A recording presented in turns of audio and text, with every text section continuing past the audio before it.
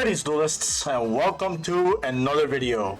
So as you guys already know, the Banlist just came out. This was a shock to everyone. I will do a recap involving YCS Anaheim the next day because the way they decided to show the ban list was actually phenomenal. I actually think it was super creative. Shout out to the EU staff. That was a fantastic event. It was a very good conclusion of and showing of what the format would be, and I can't wait to talk about it. But today is not about that, or at least this video is not about that. This video is about our next Forbidden Limited list, which will take into effect actually in just a few hours from this recording. So, Unlimited, we have all the Dragon Rulers. We have Pancratops, Lunite Tiger, Airlifter, Colossus, Ib, and Opening of the Spirit Gates. So, Opening of the Spirit Gates kind of already hinted that they were going to hit Jubel. Ib and Colossus have not been relevant at all. Airlifter is a very good Unlimited. I think Rescue Ace has been very, very dwindled ever since Phantom Nightmare format. So yeah, that's way overdue. Lunite Tiger Unlimited is actually not an issue anymore. Ryziel is basically the best XYZ deck. So Lunite just doing XYZ shenanigans is not really problematic at all. You might see a deck profile from me updated with Lunite in the future. Who knows? Yeah, and that's about it. Let's go to the semi-limiteds. So, Cyberjar, Jackalope, Tsushinoko, Eva, and Monkey Board. I think it's way too late for the Dangers. I think the Dangers has just been unlimited by now. But I'm really glad that they're back. There are really cool things that you can do with Dangers. Stay tuned for a deck profile tomorrow, on my channel.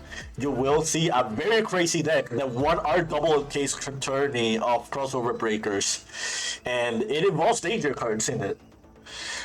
So the Cyberjar, pretty much irrelevant. That could have been a 3. Ava going to 2. I really don't know what this would help. Voiceless and Melodious are the only 2 decks I can think of that can use Eva very profoundly. So yeah, let's go to the next one. So limits. Chundra, Kaiman, Phantom Jubel, and Zodiac Barrage. I'm actually really glad about these hits. The thing about Tenpai Dragons is it's, in my personal opinion, was one of the better decks to deal with the crossover breaker decks. If Konami wants to promote Ryziel and Malice and every other deck that they're going to do well in the next few formats, they needed to do something to Tenpai Dragon. Phantom Jubel, I think the fact that the summon of this card was not once per turn already tells you that it should have been hit. And Zodiac Barrage coming back. I was expecting Zodiac Trident, just because Ryziel Detonator is pretty much a better copy of Zodiac Trident. But you know what? We'll take Zodiac Barrage. I don't know who's gonna play this because Tri-Brigade has not been relevant for a while now. Now, for the limits.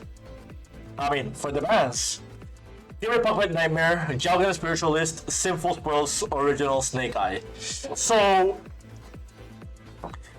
I'll start with Give Me Puppet Nightmare first.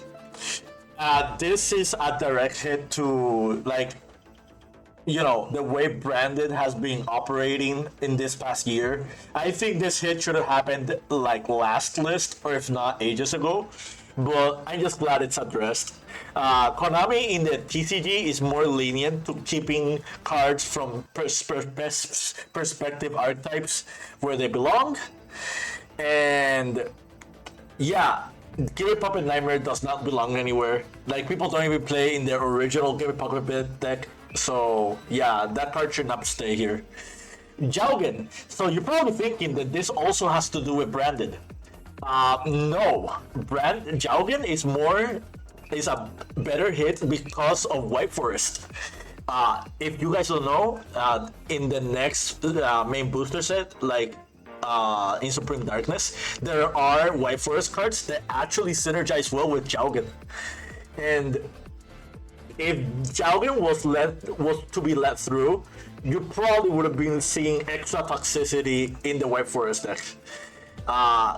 Original Sinful Spoil Snake Eyes, this is also a White Forest hit. Not more so White Forest, is more towards Snake Eye itself. Now Snake Eye no longer functions as an engine catalyst for other decks very efficiently.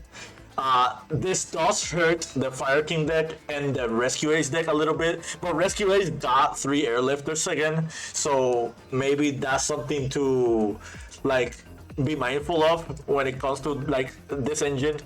Now, if you want to play as a Mina, you could not play it on fire decks without risking like consistency and no way to bridge between both engines. By the way, this is not to say that the Simple Spells engine is gone from the game. You will see the Asamina package in other decks. You'll probably see it mixed with Fiendsmith or like other hybrids like in the future. But for now, we're probably not gonna see that in fire decks anytime soon. So, what are my opinions on this list? I think this list is not the best list in terms of like changing the format itself. However, this serves as a very good closure of what used to be Rage of the Abyss format. I think Crossover Breakers format is going to be very welcoming. Malice and Raziel already showed fantastic results, and if this list did not eclipse the older decks, now it will. So